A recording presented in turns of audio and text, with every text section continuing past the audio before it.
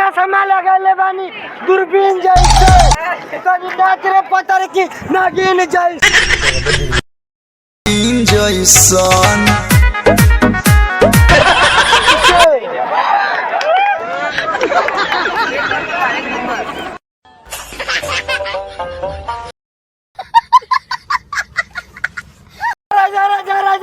राजा में सोरा बेटाई पूरा मजा अरे बहिया में कसी के सैया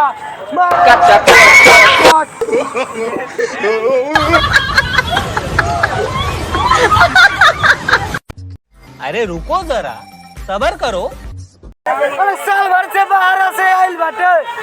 हमारे मरे खखुआइल बाटे अरे दिनवा में घुसर करे ना शरम और नहीं हरे के दी अलग पलाई के पलंग करे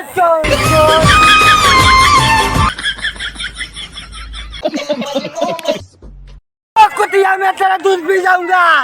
एक बार आके तो दिखा घुस कर मारूंगा सातों को साथ मारूंगा एक साथ मारूंगा।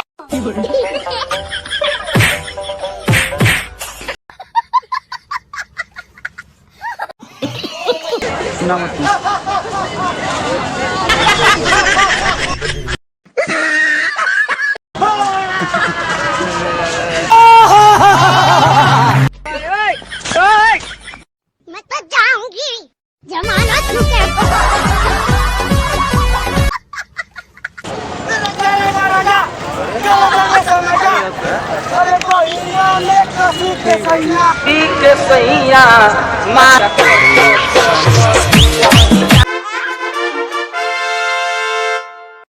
कल जाए से पहले खा लो ओठलाली से रोटी बोर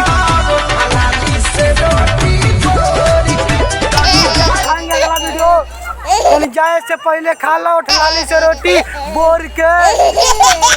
ठीक है फ्रेंड तू छोटी तो हम मर जाती बिना गंगा जी में नहले हम मर जाती